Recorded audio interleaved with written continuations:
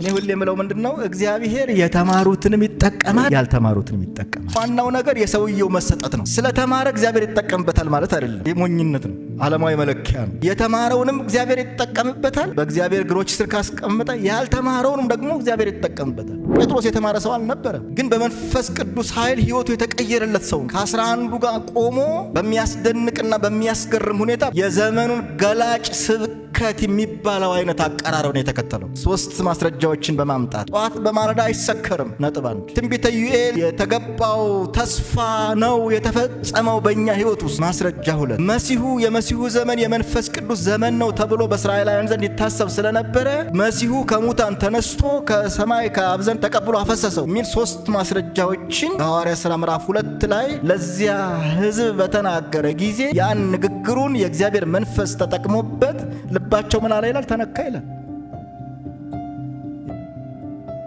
ባለፈው ሳምንት የተነጋገርነው መንፈስ ቅዱስ ለቤተ ክርስቲያን እድገት የሚያመጣው መንፈስ ቅዱስ የተስፋው መንፈስ ስለሆነ ነው። ተስፋ የሚያደርጉት የሚጠብቁት እሱን ያነሳሁት በስፋት ከአንድ ምዕራፍ 1 ከ1 እስከ 11 ያለው ክፍል ላይ በጣም ሰፊ ጊዜ አጥፍቻለሁ። ባለፈው እኔ 6 ነጥቦች ነበሩኝ የማነሳቸው። አንዱን ነጥብና ሁለተኛውን ነክቼ ነው ያቆምኩት፣ ግን ዛሬ ሰመራይዝ አድርጌ ያወራለሁ። ይሄ የተስፋው መንፈስ ስለነበረ አሰባሳቢያቸው ነበረ። አንድ ክፍል አለ እዚሁ ከጌታ ኢየሱስ ሲወጣ ካዩት በኋላ ከተመለሱ በኋላ እነዚህ በጣም በቁጥር ብዙ የሆኑ ሰዎች አንድ ልብ ነበራቸው ይላል። አስተውላችሁታል? እኔ አሁን አንድ አርገን የሚል ጸሎት ራሱ እኔ አልጸልይም፣ እናንተን አላቅም።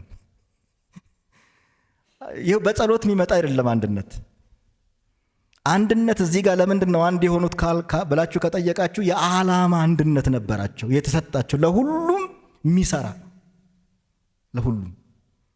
አሁን እኛን እኔ ሁሌ እናገራለሁ፣ ቸርች እዚህ ወንበር እንድንቀመጥ ያደረገን እዚህ እንድንመጣ ያደረገን ምናችን ነው? አንድ ዓላማ ነው፣ አንድ ተስፋ ነው። ያ በመንፈስ ቅዱስ ወደ አካሉ ስለተጠመቅን እና በጣም የገዛቸው የማይቸገሩት አብረው የሚፈሱት አብረው የሚሰሩት የተነገራቸው መልእክት የተሰጣቸው ተስፋ ነበረ። ያም ምን ነበረ? መንፈስ ቅዱስ ነበር ማለት ነው።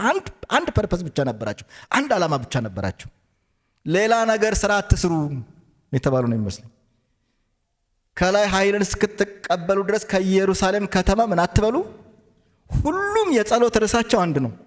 አሁን የጸሎት ፕሮግራም መምራት አልችልም እኔ በነገራችን ላይ። እና የጸሎት ፕሮግራም ስትመሩ አትቸገሩ? የምትመሩ ሰዎች ወይ አስተምር በሉኝ፣ ስጦታዬ ማስተማር ነው ወይ መስበክ ነው እንጂ እኔ መምራት አልችልም ነው የምለው። ኢቭን መድረክ ላይ ማስተባበር ምናምን አልችልም። እና ስትመሩ የምትቸገሩት ምንድን ነው? አንድ ላይ አይፈስም ሰው።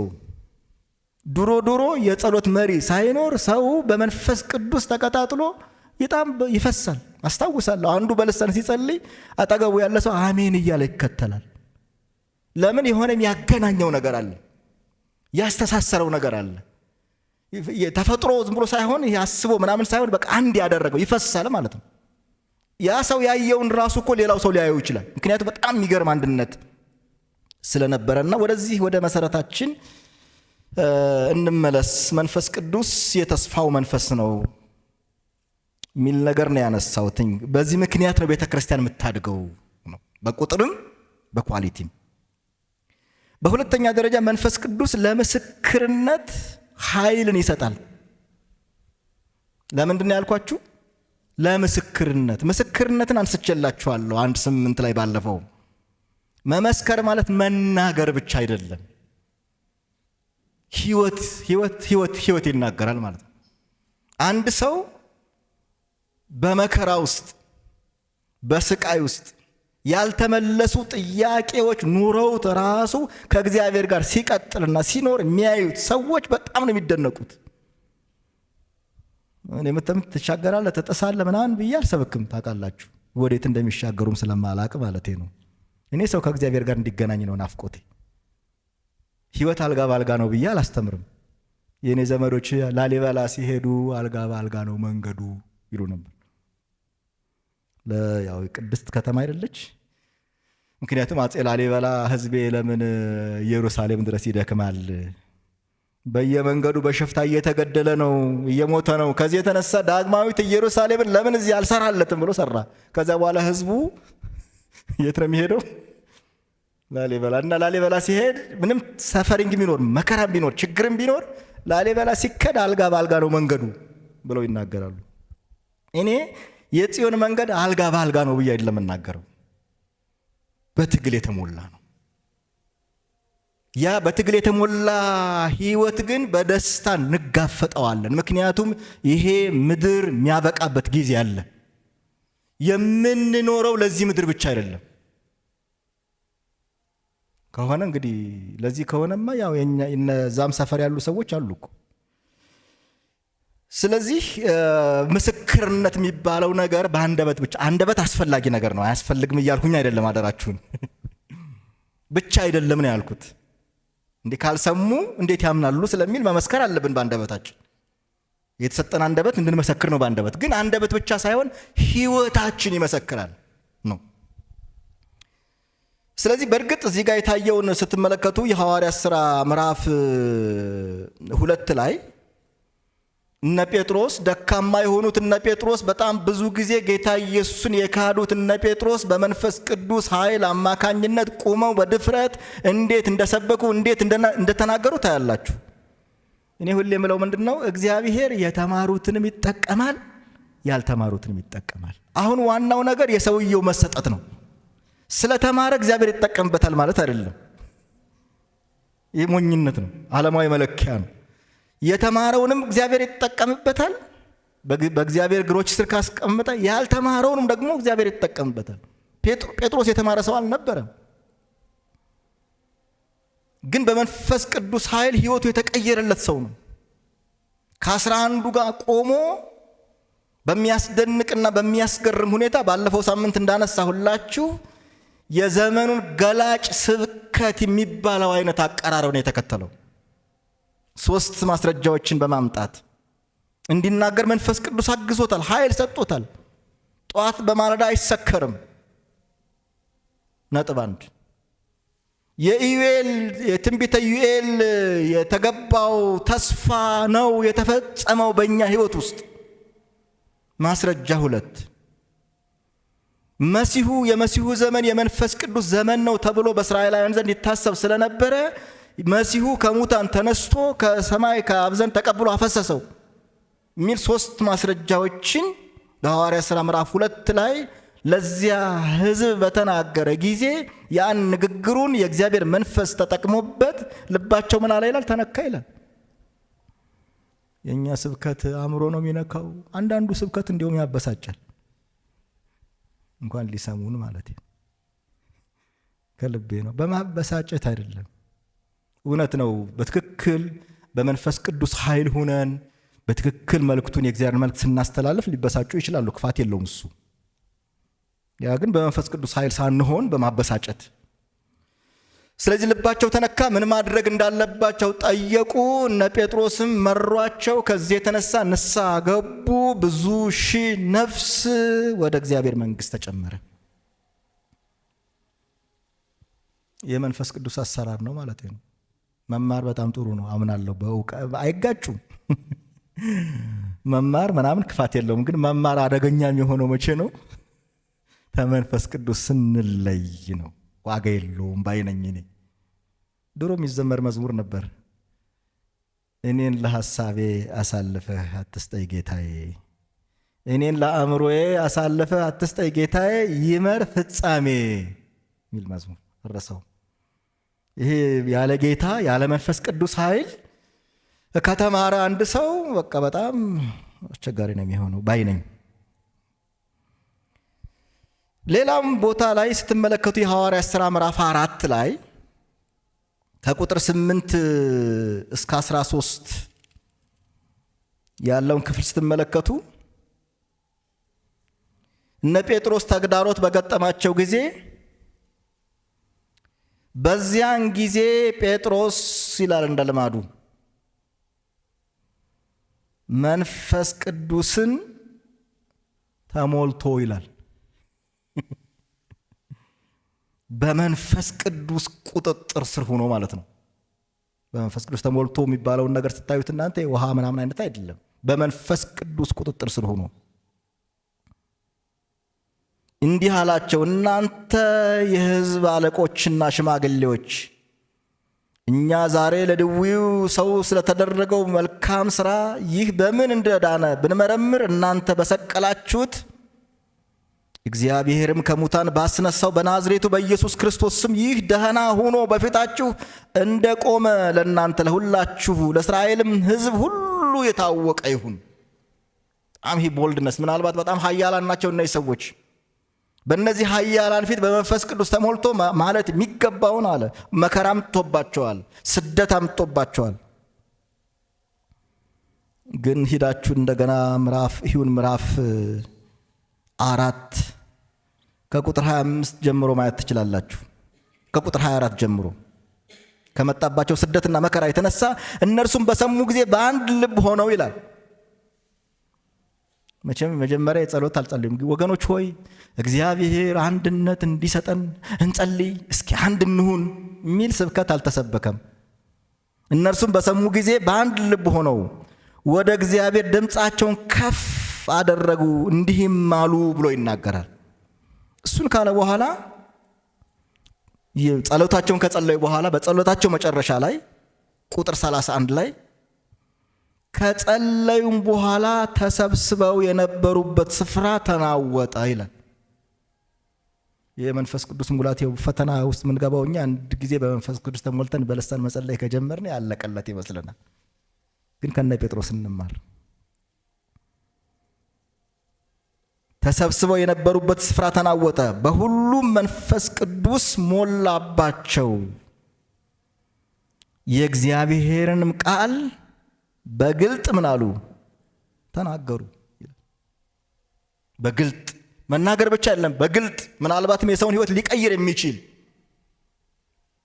ሊለውጥ የሚችል ንግግር ሁሉ የሰውን ሕይወት አይቀይርም። በመንፈስ ቅዱስ ኃይል የሆነ ንግግር ግን የሰዎችን ሕይወት ይቀይራል።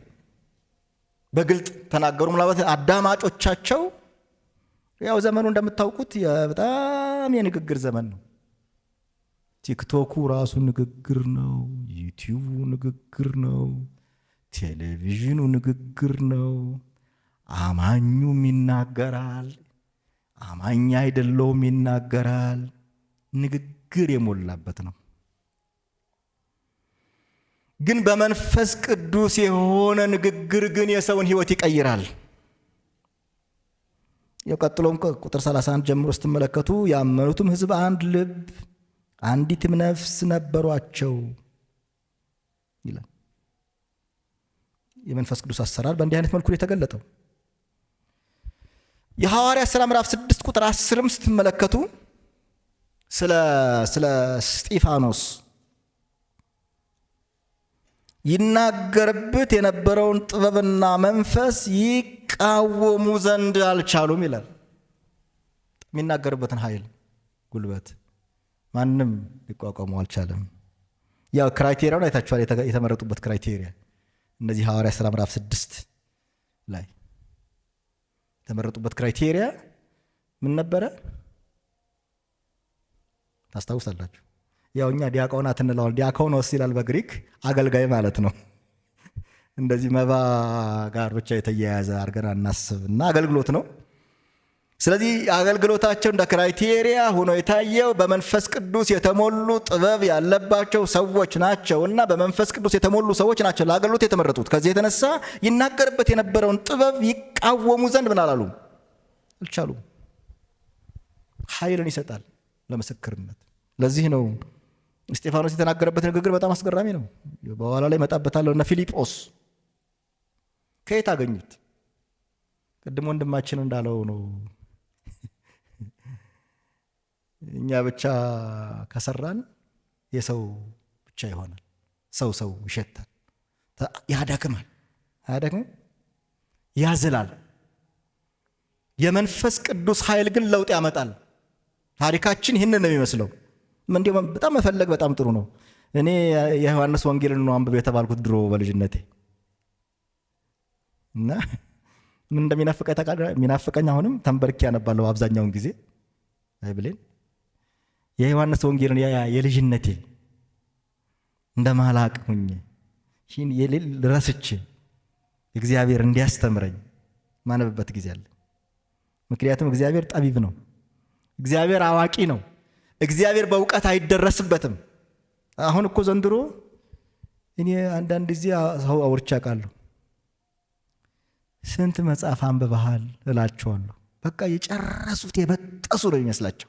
ምናልባት አንድ መጽሐፍ አንብበዋል፣ ያውም የሰው መጽሐፍ፣ የእግዚአብሔር መጽሐፍ አይደለም።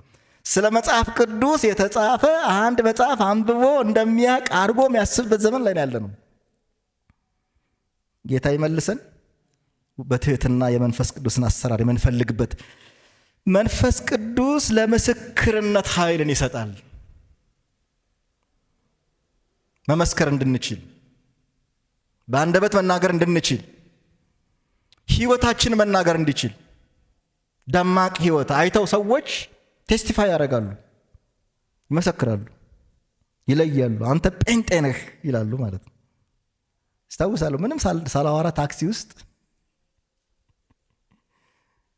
ሰዎቹ ለይተውኝ ያውቃል። ምንም ሳልናገር ምንም ነው የምላችሁ።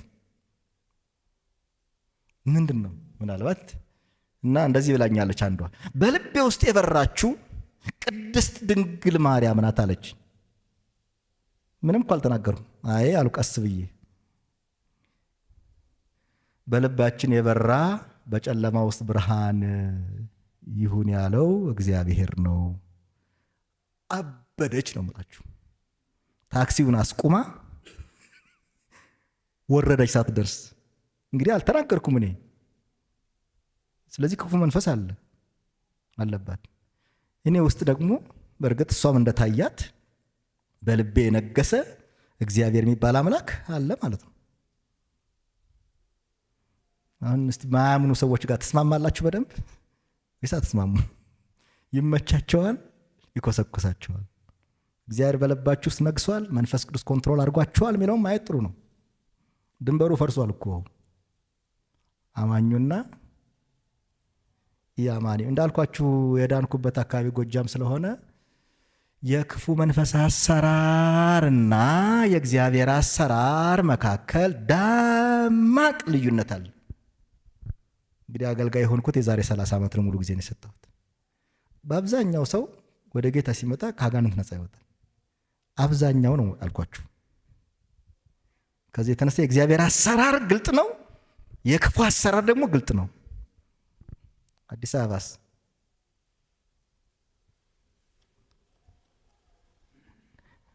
መንፈስ የሌለ ሆኖ አይመስለኝም። ለማንኛውም በመንፈስ ቅዱስ የተጥለቀለቅን ነው። ኃይል ይሰጠናል የጠላትን አሰራር ማሸነፍ የምንችልበትን። ስለዚህ ሁለተኛው ነጥብ መንፈስ ቅዱስ ለምስክርነት ኃይል ይሰጣል። በሶስተኛ ደረጃ መንፈስ ቅዱስ ለወንጌል ተልእኮ ምሪትን ይሰጣል። ስለ ምሪት ነው የማወራው።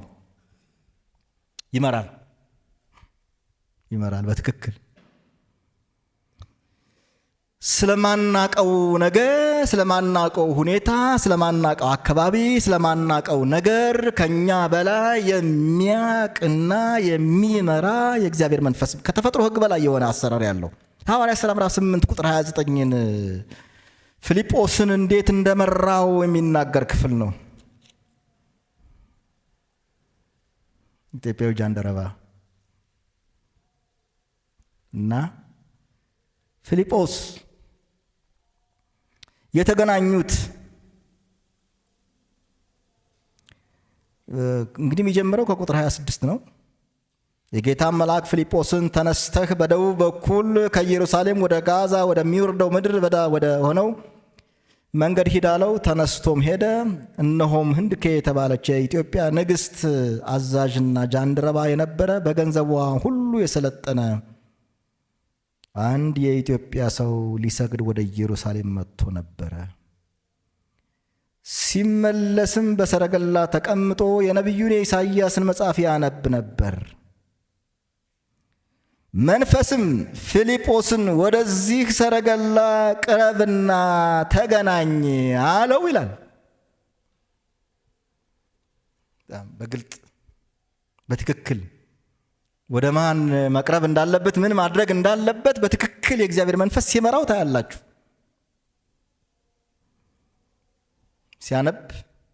የሚያነበው የኢሳይያስን መጽሐፍ ነው። አቅጣጫ የጠፋበት ሰው ነው። መጽሐፉን ያነባል። መጽሐፉ ስለተጻፈለትና ስለሚነገርለት ስለ ጌታ ስለ ኢየሱስ ክርስቶስ ግን እውቀት አልነበረውም። ከዚህ የተነሳ ፊልጶስ በመንፈስ ቅዱስ አማካኝነት ተመርቶ ለኢትዮጵያዊ ጃንደረባ ነገረው። ቤተ ክርስቲያን መመራት አለበት በመንፈስ ቅዱስ። እንደ ግለሰብ መመራት አለብን። የፈልገሽ ግደይ አይነት ነገር መሆን የለበትም። የሚመራባቸው መንገዶች ብዙ ናቸው። እርግጥ በህልም ሊመራ ይችላል። ቸክ መደረግ ያለበት በራእይ ለማየት የግድ ሰው መማር የለበትም። ከእግዚአብሔር ዘንድ ለመስማት በመንፈስ ቅዱስ ለመመራት የግድ መማር ላይኖርበት ይችላል። መማር አያስፈልግም እያልኳቸው አይደለም። ፊልጶስ በመንፈስ ቅዱስ ተመርቷል። ይህ ማሳያ ነው። የሐዋርያት ሥራ ጸሐፊ የሆነው ሉቃስ ስለ መንፈስ ቅዱስ በነገራችን ላይ እዚህ ቦታ ብቻ ሳይሆን በጣም በርካታ ቦታ ላይ ጠቅሷል። የሐዋርያት ሥራ ምዕራፍ 10 ማየት ትችላላችሁ። ከቁጥር 19 እስከ 20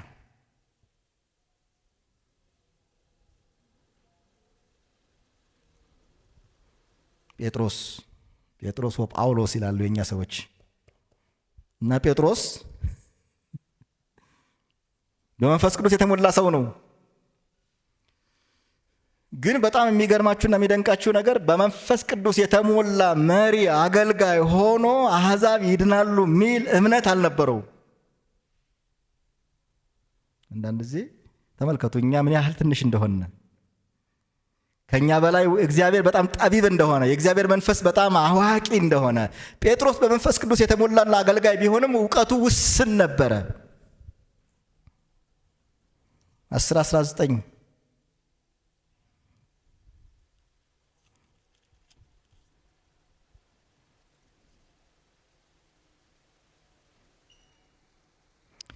ጴጥሮስም ስለ ራእዩ ሲያወርድ ሳለ ይላል መንፈስ እነሆ 3 ሰዎች ይፈልጉሃል። በእርግጥ በደንብ ህልም ቢያሳየውም ራእይ ቢያሳየውም አልገባው ብሎ ነው። አንዳንድ ጊዜ እንደዛ ነን እኛ። እግዚአብሔር በጣም ቸር ስለሆነ አሕዛብ ይድናሉ የሚል እምነት ስላልነበረው አሕዛብ እንደሚድኑ የእግዚአብሔር የማዳን እቅድና ፕሮግራም አሕዛብንም የሚያካትት ለመሆኑ ሊሸሸው በማይችል መልኩ ነው ያሳየው። ማይበሉ እንስሶች ታዩት 2 ጊዜ። ተነስና አርደህ ምን በል ብላ፣ ተነስና አርደህ ብላ ሚል 3 ጊዜ። እና ስለሱ እያሰበ ነበረ፣ እያወጣ ነበረ፣ እያወረደ ነበረ። ስለዚህ ያለው መንገድ ምንድነው? ከቆርኔሌዎስ ጋር የመጡ ሰዎች ስለነበሩ ተልኮ የመጡ መንፈስ ቅዱስ ውጣና እነዚህን ሰዎች ምን በላቸው አገኛቸው ብሎ መራው ማለት ነው። ስቴፕ ባይ ስቴፕ ነው የመራው። በእርግጥም አገኛቸው። ስለ ቆርኔሌዎስ ነገሩት። በዚያ መሰረት ሂድ ብሎታል መንፈስ ቅዱስ። ሄደ። በጣም የሚገርመው እነ ጴጥሮስ በጣም ብዙ ቀን ነው የጠበቁት በመንፈስ ቅዱስ ለመሞላት። ቆርኔሌዎስና ቤተሰቡ ግን ገና ጴጥሮስ መናገር ሲጀምር መንፈስ ቅዱስ ምን አለባቸው? ወረደባቸው። ማሳየት የፈለኩት በኋላ ላይ መጣበታለሁኝ። መንፈስ ቅዱስ ይመራል ነው። ትመራላችሁ።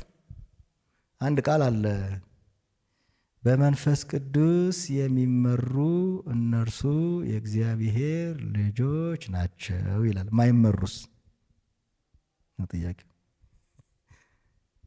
ስለማይመሩት አልነግራችሁም፣ ግን የእግዚአብሔር ልጆች አይነተኛ መገለጫና መታወቂያ በመንፈስ ቅዱስ መመራት ነው። ይሄ ስታንዳርድ የአዲስ ኪዳን ትምህርት ነው። ስለ ዲቴሎቹ ምናልባት ከክፍሉ ማየት እንችላለን፣ በውስጣችን ልንሰማ እንችላለን። በተለያየ መልኩ በሚገባን መልኩ እኔ አሁን እንዴት እንደተናገረኝ የተናገረኝን ጊዜያቶች ልሸሸው በማልችል መልኩ አስታውሳቸዋለሁ። መንገዱ የራሱ ነው። እኔ መንገድ አልመርጥም። በፈለገው መንገድ በፈለገው ሁኔታ መንፈስ ቅዱስ ይመጣል፣ ይናገራል፣ ያሳምነናል፣ ያሳየናል። ከዓመታት በፊት አንድ ጊዜ በጣም ደስ የሚያሰኝ ያልጠበቁት ግብዣ መጣ እና አንድ ወንድም ኬንያ ፓስተር ሆነህ እንድትሄድ በቃ ፕሮፖዝ እንትን ብለዋል። ቤት አለው፣ መኪና አለው እና በቃ ለልጆችን በጣም ጥሩ ነው። የሚገርምህ ነገር አንዳንድ ሰዎች ከዚህ ራሱ ልጆችን ልከው ነው የሚያስተምሩታል። እንዲህ ደስ አለኝ ስሰማ። ለቤተሰብ የተናገሩ በቃ ደስ አለኝ። ግን አንድ ልማድ አለኝ፣ ሁሌም ጸልያለሁ። ያንተ ፈቃድ ምንድን ነው ንገረኝ እና ይህንን ጸልዬ ተኛሁ። ልሸሸው በማልችል መልኩ ግን ጌታ አሳየኝ። ዲቴሉን አልናገርም እና ያየሁት ልሸሸው ማልችለው መሄድ እንደሌለብኝ አሳየኝ። ህልም ነው ያየሁት። መንገዶቹ ብዙ ናቸው። ይህንን ቤት ሳወራ ታላቁ ልጅ ትንሽ ነው እንግዲህ ያኔ አይሂማ እዚህ ጥለኸው የማትሄደው ነገር አለ። ይሄ አገልግሎት እዚህ ያለህን አገልግሎት ጥለህ መሄድ አትችልም አለኝ። ትክክል ነው። ይህን ላለኝ ሰው ያው አልሄድም፣ የእግዚአብሔር ፈቃድ አይደለም፣ ያየሁትን ህልም ነገርኩት። ይህም አይሆንም ብሎ ተወው እና ጓደኞቼ አንተ እኮ ሞኝ ነህ ይሉኛል። ሞኝ አይደለሁም። ያለ እግዚአብሔር አሜሪካም ቢሆን ሞት አለ፣ ኬንያም ሞት አለ፣ እዚያም ሰፈር ሞት አለ። የኔ ዘላለሜ እግዚአብሔር ነው፣ የእግዚአብሔር ፈቃድ ነው። ምናልባት ዝም ብዬ ልምድ ባይኖረኝ ኑሮ ድሮ ማለት ልጅነቴ ከገጠር ተመርቼ የወጣው ሰው ነኝ። ያ ባይኖረኝ ኑሮ በቃ መወሰንና መሄድ እችላለሁ በራሴ። ግን ብቻዬን ነው የሚሄደው። ምን ይገጥመኛል? ዋስትና የለኝም። ምክንያቱም እግዚአብሔር ሳይሆን የመራኝ እኔ ራሴ ነኝ የመራሁት ራሴ። እንግዲህ በህይወታችሁ ምን ያህል በመንፈስ ቅዱስ እንመራለን የሚለው በጣም መሰረታዊ ነገር ነው። ከኛ ይልቅ እግዚአብሔር ጠቢብ ነው። ከኛ ይልቅ እግዚአብሔር አዋቂ ነው። ከኛ ይልቅ ለኛ የሚረባንን ያውቃል። ከኛ ይልቅ እኛ ለራሳችን መምረጥ የለብንም። ለዚህ መድኃኛው መንገድ በመንፈስ ቅዱስ ኃይል ቁጥጥር ስር መሆን ነው። ያው አምናለሁ እኔ በመንፈሳዊ ስጦታዎች በሌሎች ሰዎች መልእክት መጥተው ተናግሮኛ ቃል ብዙ ጊዜ ግን በጣም ቀዳሚውን ቦታ የምሰጠው እኔ አባቴ ነው እግዚአብሔር ብዬ ስለማምን እግዚአብሔር ይናገረኛል ብዬ ነው ማምነው። በሶስተኛ ወገን እኔ እግዚአብሔር እንዲናገረኝ ብዬ የሆነ ቦታ ሄጄ አልሰለፍም፣ አድርጌውም አላቅም። ባለሁበት ቦታ በወደደው መንገድ በወደደው ሁኔታ መንፈስ ቅዱስ ወደ ህይወቴ መልእክት ያመጣል፣ ይናገረኛል ብዬ አምናለሁ። ባለሁበት ቦታ የእናንተን አላቅም። ለማንኛውም ቤተ ክርስቲያን አይነተኛ መገለጫዋ ፊልጶስ እንደተመራ፣ ጴጥሮስ እንደተመራ በሐዋርያት ሥራ ምዕራፍ 13 ከቁጥር 13 ከ2 እስከ 4 ሳውልንና በርናባስን ለጠራኋቸው ሥራ ለዩልኝ አላቸው ይላል መንፈስ ቅዱስ። ግልጥ ነው። በእርግጥ በግል እነ በርናባስን የተናገረ እግዚአብሔር በአደባባይ በጉባኤ ደግሞ ለምን ዓላማ እግዚአብሔር እንደለያቸው ለቤተ ክርስቲያን ምሪት ሲሰጥ ነው የምናየው። ኮሌክቲቭሊ በጋራም በግልም እግዚአብሔር ይመራል ማለት ነው። እግዚአብሔር መሪ ነው። እግዚአብሔር በመንፈስ ቅዱስ አማካኝነት ነው የሚመራን። የሐዋርያት ሥራ ምዕራፍ 16ንም ታውቁታላችሁ። ከምሪት አንጻር ነው ማነሳው። ከቁጥር 6 ጀምሮ እስከ 40 ያለውን ክፍል ስትመለከቱ እነ ጳውሎስ ከቦታ ወደ ቦታ እየተንቀሳቀሱ በእግዚአብሔር ምሪት ወጣው ወንጌል በሚያገለግሉበት ጊዜ ከቦታ ወደ ቦታ ሲሄድ በየቀኑ የእግዚአብሔር ምሪት እንደሚያስፈልጋቸው መታየት የሐዋርያት ሥራ ምዕራፍ 16ን ስትመለከቱ ነው። ቁጥር 6 ላይ በእስያም ቃሉ እንዳይናገሩ መንፈስ ቅዱስ ስለከለከላቸው ይላል። ለምንድን ነው? እሱ ያውቃል። ከነ ጳውሎስ ይልቅ በዛ ቦታ ፍሬያማነት ምናልባት ላይገኝ እንደሚችል ስለሚያከለከላቸው ይላል። በፍርግያ በገላትያ አገር አለፉ። በሚስያም አንጻር በደረሱ ጊዜ ወደ ቢታንያ ይሄዱ ዘንድ ሞከሩ። አሁንም የኢየሱስ መንፈስም አልፈቀደላቸውም ይላል። እግዚአብሔር በመንፈሱ የሚመራው አንዳንድ ጊዜ በመከልከል ነው።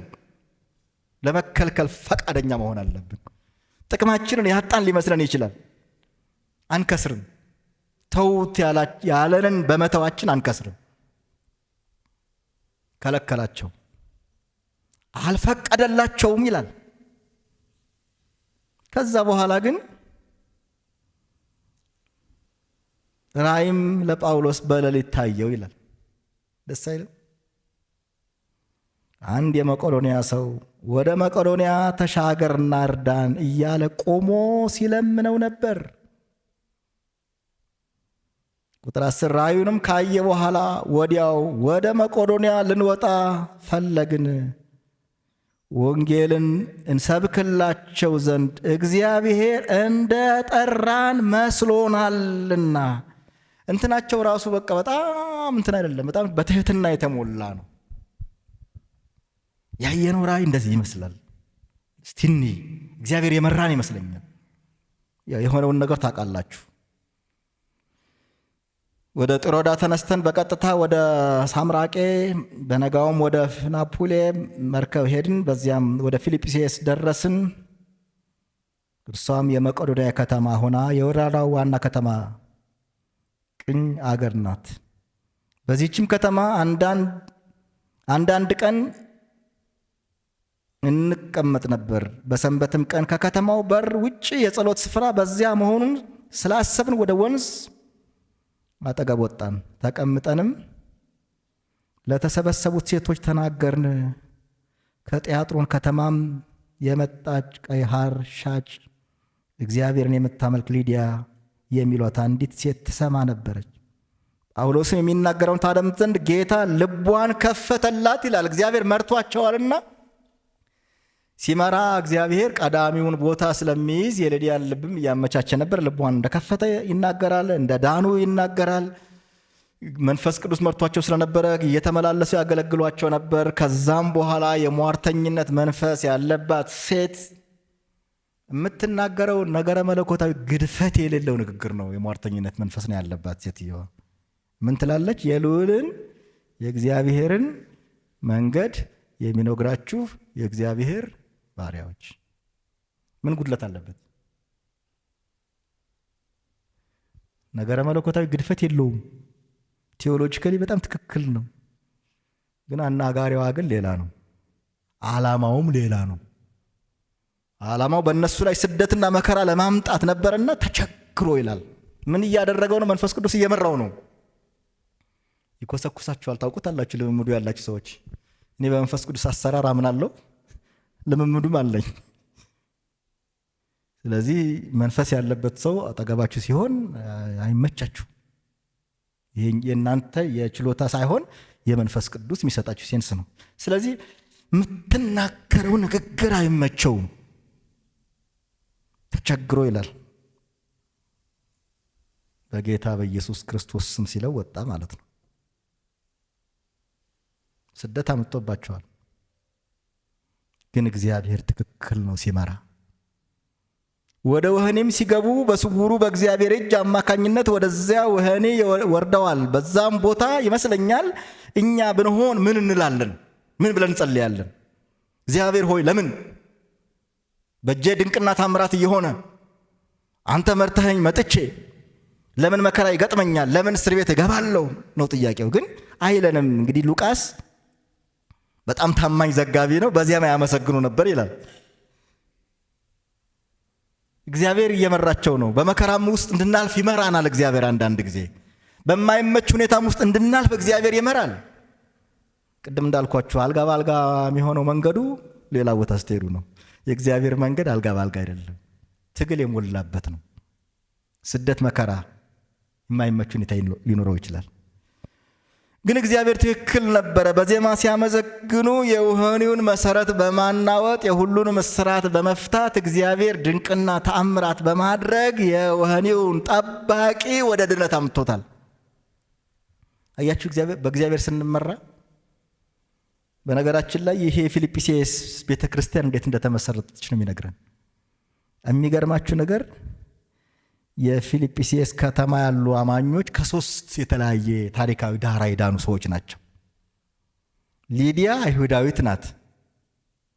የሟርተኝነት መንፈስ የነበረባት ሴት ደግሞ ግሪካዊት ናት። የግሪክ ሀገር ሰዎች ነበሩ። ዶሚናንትሊ በቤት ስራ በአስተማሪነት የሚያገለግሉ እነሱ ነበሩ። የወህኒ ጠባቂው ደግሞ ሮማዊ ነው። የስንት ሀገር ሰዎች ናቸው? ከብሔር አንጻር እናስብ ካልን ሶስት የብሔር አባላት ያሉበት ከተማ ነው። ከሶስቱም እግዚአብሔር አዳናቸው። በኋላ ላይ መጣበት ምናልባት ነካዋለሁ ከአንድነት አንጻር ስለማነሳ። በእግዚአብሔር ምሪት የተመላለሱ ሰዎች ያገኙት ውጤት ነው። በእግዚአብሔር መንፈስ የምንመራ ከሆነ ውጤታማ እንሆናለን ነው እያልኩ ያለሁት። በመንፈስ ቅዱስ ለወንጌል ተልኮ ምሪትን ይሰጣል ነው ሶስተኛው ነጥቤ። አራተኛው ነጥቤ መንፈስ ቅዱስ ለአንድነት ኃይልን ይሰጣል፣ ወይም ደግሞ መንፈስ ቅዱስ አንድነትን ይሰጣል። በጣም የሚያስገርም ነው። አንድ አድርገን ብላችሁ ጸልዩም አልተባልንም። እኔ አላየሁም። ካያችሁ ትነግሩኛላችሁ። ልሳሳት እችላለሁ።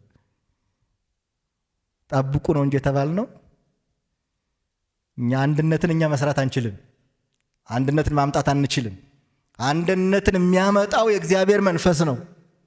ለዚህ ነው የኤፌሶን ምዕራፍ 4 እንደምትመለከቱት ቁጥር 3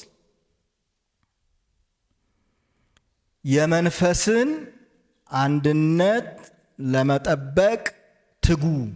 ምን ማለት ነው? መንፈስ ቅዱስ የሰጣችሁን አንድነት ጠብቁት ነው የኛ ኃላፊነት። እኛ ራሳችንን አላዳነውም፣ ወደ አካሉ ራሳችንን አላመጣንም፣ እኛ አመነ እንጂ። ስለዚህ ስንድን አካል ያደረገን አንድ ያደረገን የእግዚአብሔር መንፈስ ነው።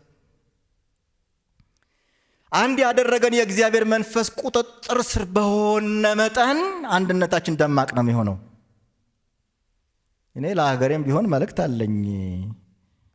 በፖለቲካዊ ዲስኩር ሀገር አንድ አትሆንም። እኔ የወንጌል መልእክተኛ ስለሆንኩ ፖለቲካ እውቀቱም የለኝም፣ ስልጠናውም የለኝም። ከመጽሐፍ ቅዱስ ሳነብ ግን የማይገናኙ ሰዎች፣ የተራራቁ ሰዎች፣ በጣም የማይመሳሰሉ ሰዎች አንድ የሚሆኑት በመካከላቸው ያለው የጥል ግድግዳ ተወግዶ አንድነት የሚመጣው በመንፈስ ቅዱስ አሰራር እንደሆነ ይነግረኛል የኔ መጽሐፍ። እናንተም እንደሱ እንደሚል እርግጠኛ ነኝ። ስለዚህ የመንፈስ ቅዱስን ሮል ተመልከቱት። በነገራችን ላይ የመንፈስ ቅዱስ እንቅስቃሴ የጀመረበትን 1901ን ታሪክ ብታጠኑ በጣም ማህበራዊ ቀውስ የነበረበት ጊዜ ነበር። ማህበራዊ ችግር የነበረበት ጊዜ ነበር እና ያን ጊዜ ከማህበራዊ ቀውስና ከማህበራዊ ችግር የተነሳ አማኞች ተሰባስበው የሚጸልዩበት ጊዜ ነበር። የሚገርማችሁ ነገር እና ከተለያየ ሀገር የመጡ ሰዎች ያኔ በጣም በሚያስደንቅና በሚያስገርም ሁኔታ መንፈስ ቅዱስ ወረደባቸው። በልሳን ጸለዩ፣ አጥለቀለቃቸው። እነዚህ ሰዎች ሲበተኑ በዓለም አቀፍ ደረጃ ይዘውት ተንቀሳቀሱ። የካሪዝማቲክ ሙቭመንት የሚባለው ማለት ነው። የማይገናኙ ሰዎችን፣ የማይመሳሰሉ ሰዎችን አንድ ሊያደርግ የሚችል ቤተ ክርስቲያን እሱ ያስፈልጋታል። በአጥቢያ ደረጃ አንድነቷ የጠነከረ፣ በክልልም ደረጃ በሉኝ፣ በሀገር አቀፍ ደረጃም በሉኝ፣ በዲኖሚኔሽንም ደረጃ በሉኝ፣ በወንጌላውያን አማኞችም ደረጃ በሉኝ፣ በጣም ደማቅ አንድነት የሚመጣው በመንፈስ ቅዱስ ኃይል ነው። ቅድም ያነሳሁላችሁ የሐዋርያት ሥራ ምዕራፍ 10 ከቁጥር 44 እስከ 48 ጴጥሮስን ያስደነቀው ነገር ይሄ ነው።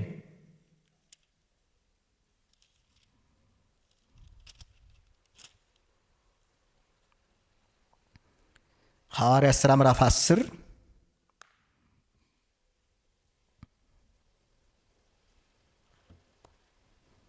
ከ44 ጀምሮ ጴጥሮስ ይህን ነገር ገና ሲናገር ቃሉን በሰሙት ሁሉ ላይ መንፈስ ቅዱስ ወረደ። ከጴጥሮስ ጋር የመጡት ሁሉ ከተገረዙት ወገን የሆኑ ምዕመናን በአሕዛብ ላይ ደግሞ መንፈስ ቅዱስ ስጦታ ስለፈሰሰ ተገረሙ።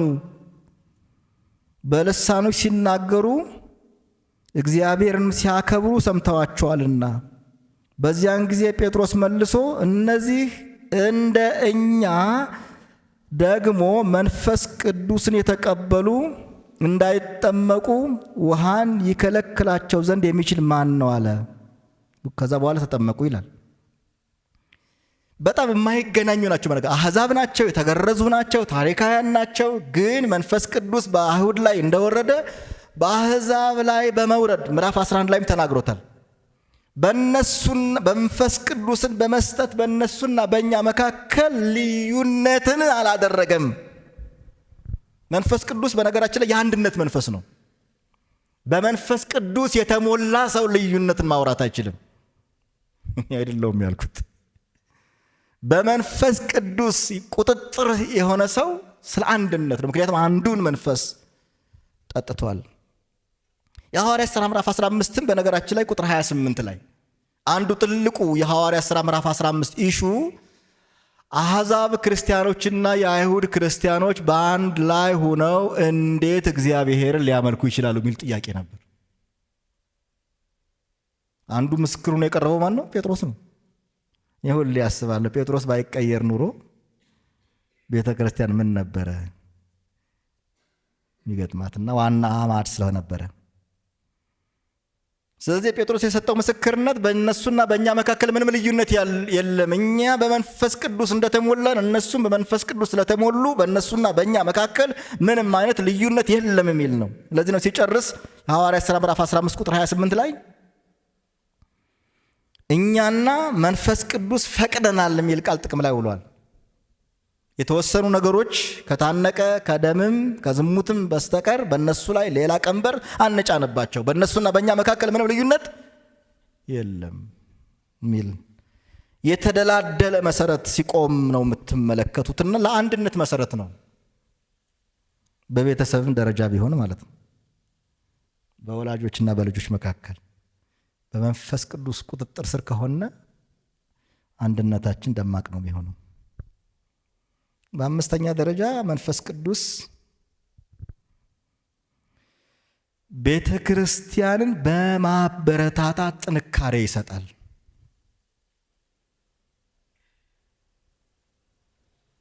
ሐዋርያት ሥራ 9:31 ማየት ትችላላችሁ።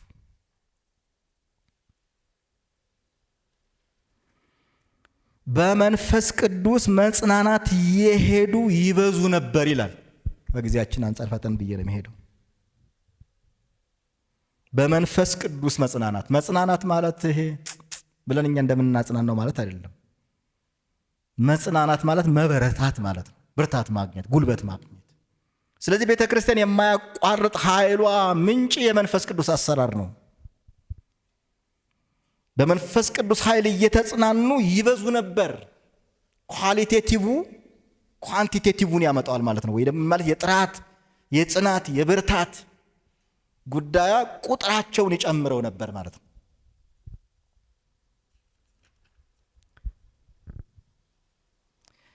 ስድስተኛ መንፈስ ቅዱስ በመከራ ውስጥ መጽናትን ይሰጣል። በመከራ ውስጥ የሐዋርያት ሥራ ምዕራፍ 7 ማየት ይቻላል። እንደ ምሳሌ እንደ ማሳያ ከ55 እስከ 60 ስለ እስጢፋኖስ የሚናገር ክፍል ነው። ያን ወኔ ከየት ነው ያገኘው? ያን ጉልበት ከየት ነው ያገኘው? ሞትን በጀግንነት መጋፈጥ እንዲችል አቅም ያገኘ።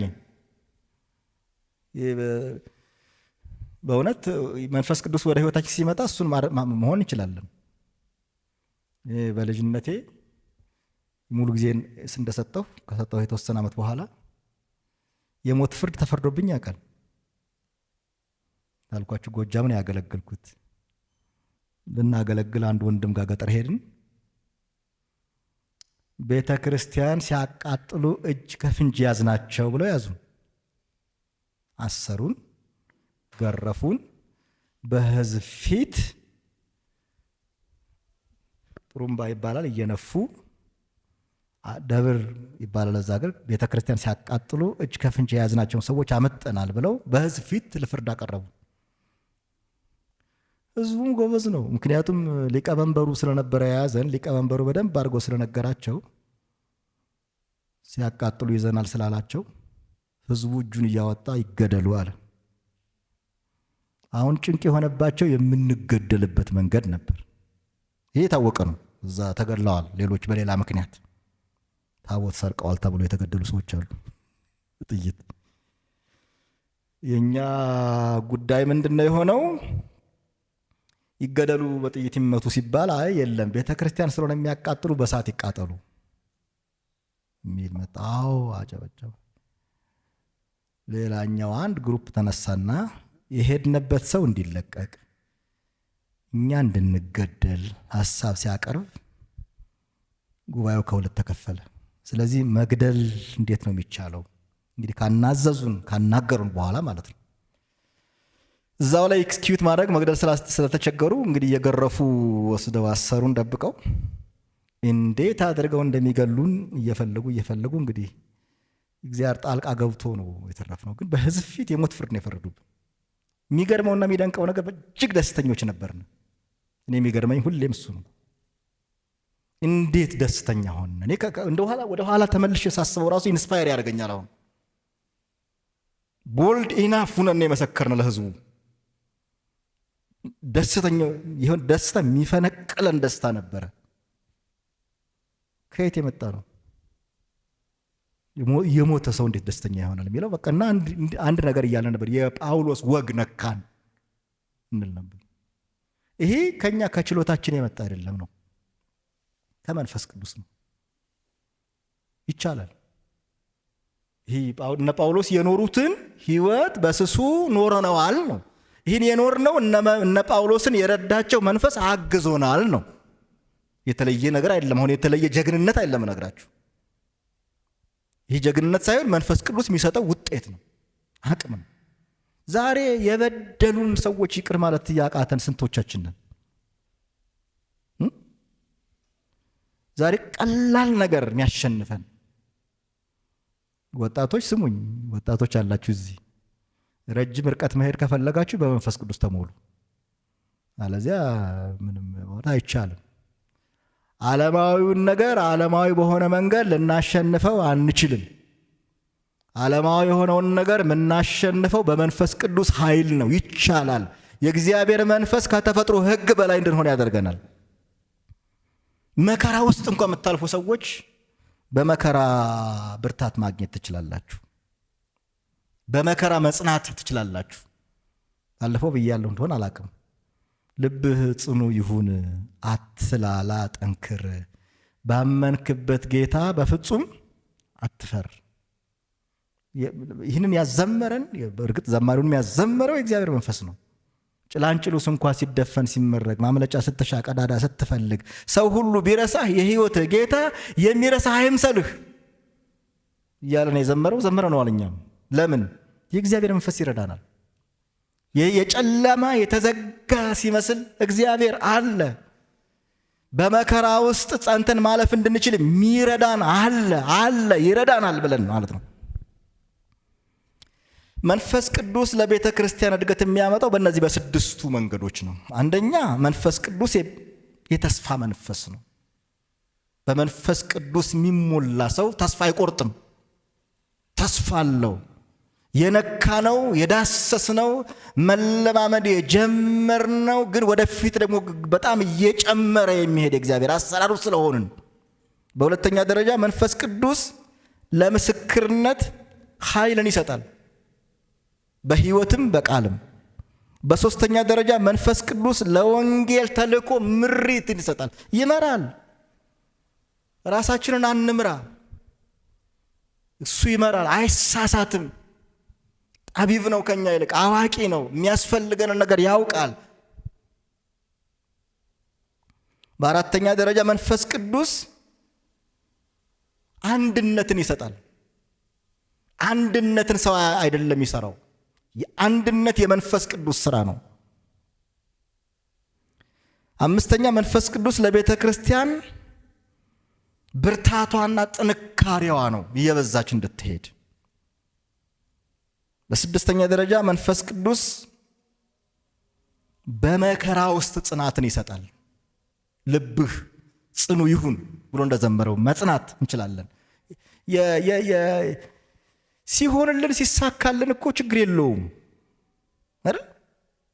ማንም ቻሌንጅ ባለን ሰዓት፣ በመከራ ሰዓት መጽናት ደግሞ ፍሬ አለው። ያልፋል፣ ጨለማው ያልፋል፣ መከራው ያልፋል፣ ያልተመለሱ ጥያቄዎቻችን ያልፋሉ ብለን በመከራ ውስጥ እንድንጸና መንፈስ ቅዱስ ያግዘናል።